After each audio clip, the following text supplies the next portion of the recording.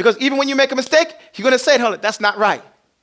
Okay? Miman bi ghunnatin ma'al ikhfa'i. But what happens? We're dealing with the noon as sakin. So it's to flip.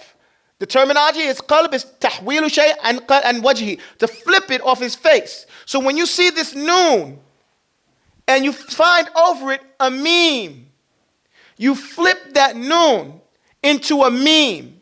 Okay?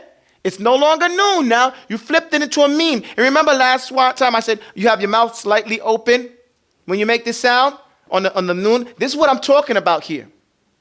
Okay? Anbiya.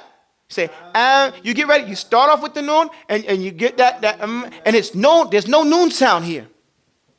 But you say, but the mouth is slightly open. That's how Husri used to do it. Some people say, well, there's ikhtilaf. There is ikhtilaf amongst the people of Ada, whether you close your mouth completely. Some people say that. But Imam Husri, who's considered the Imam of Qira'ah, he said, keep it slightly, rahimahullah, he said, keep it slightly open. So that's what I say. Anbiya. Say it. Anbiya. See, that sound there, it's an, be, yeah, right? And, be, yeah. But here the noon has flipped to a meme, okay? You understand that? And that's how it looks. The noon is not pronounced. The noon is not pronounced. The noon is not pronounced. Did I say that enough? The noon is not pronounced. Right? The noon is not pronounced. Anbiya. Now, I like the thing with the slightly. Anbiya. And when your lips come together is when you hit that ba. This iqlab is only in one letter. The one letter that it's in, it's ba. It says, وَالثَّالِثُ الْإِقْلَابُ عِنْدَ ba. What is it? عِنْدَ الْبَا. How many letters? One. What's the letter? Ba.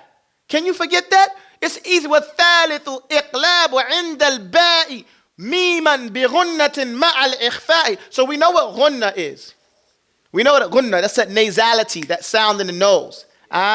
You know, like you go like this, right? So we got and we're carrying that. Biya. Biya. Now, what does we mean by ikhfa? Because now we haven't learned ikhfa mean. Ikhfa literally means a sitr. Okay, we haven't gotten to that rule yet. A sitr is like what you put in the curtain so no one sees you. So it's like hiding it, okay?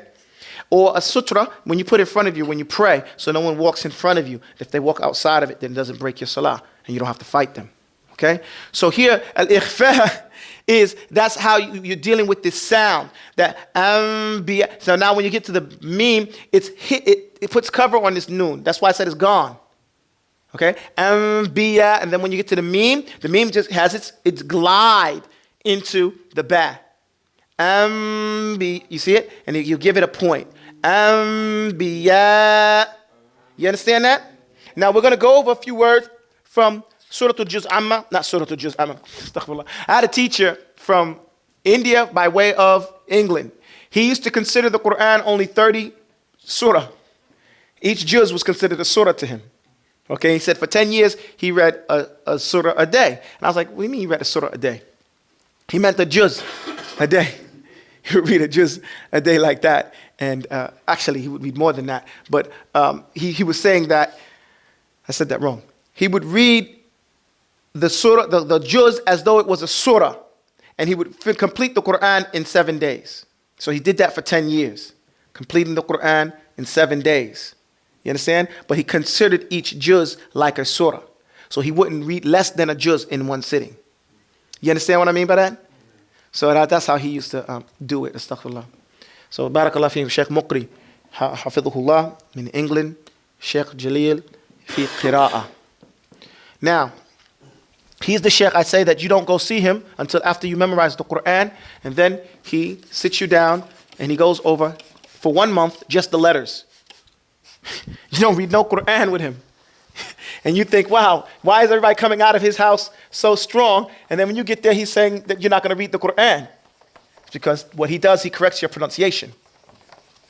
Because the tajweed is really Given each letter its right. Min sifatin laha wa mustahaqqahu. Right? Given each letter its right. So if you just learn how to pronounce the letters properly, of course your tajweed gets better. That's why we come up with master letters, to learn how to properly pronounce the letters.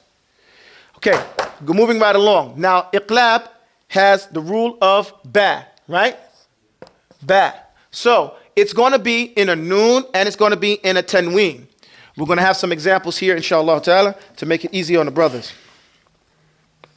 Amthalat al-iqlab, we have فأنبتنا فيها فأنبتنا فأنبتنا فيها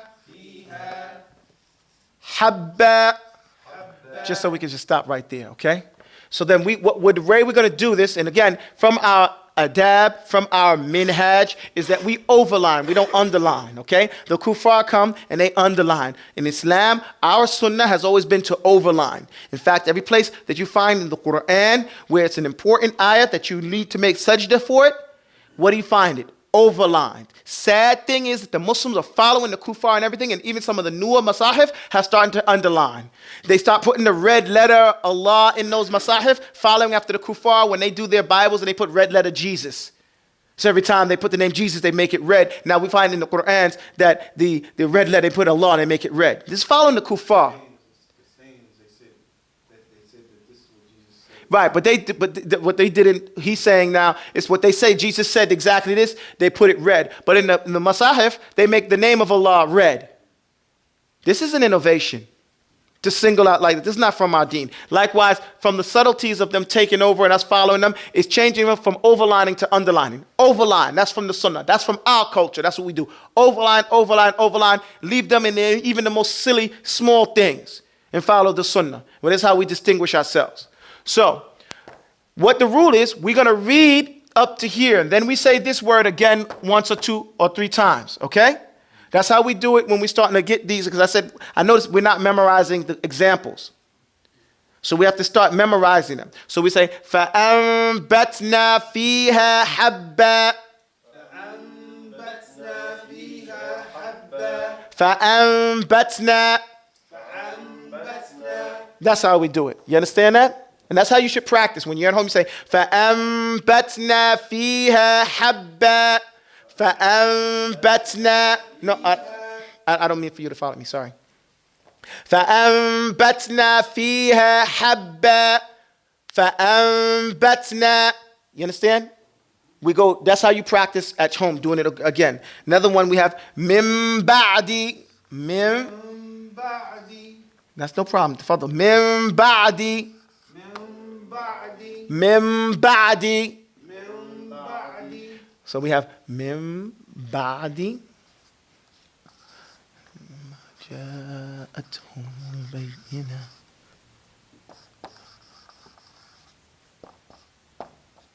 Another thing that happens when you do this,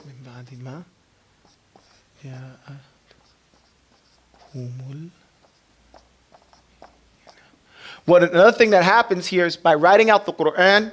We had a brother from Al Jazeera. He came to Mauritania and he memorized the Quran in less than a year. And he was strong with it. So we said, wow, subhanAllah, how you finished the Quran in less than a year? And, you know, memorization, hibzan istihdaran. You made it, he got it. He said, what I did is I wrote it down 7 times.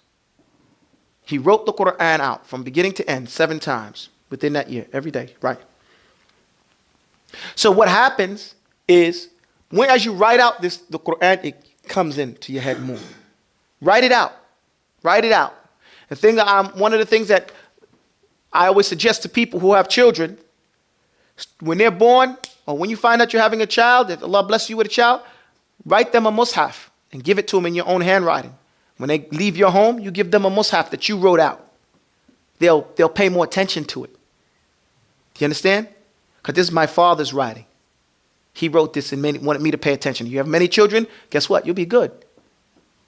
You know, and it could be your hobby that you're making this one for this child, you're making this one for this child. You know? That's something that you can be very productive and ask Allah to help you finish that. You don't have to be done at once. You got to be done by the time they get married. But you put your handwriting on it. You give it to him. Another thing the ulama suggests, make a book of 40 hadith. We're not saying that this is from the sunnah. But you make, and it don't have to be 40. Compile a book and write in those hadith that affect you the most.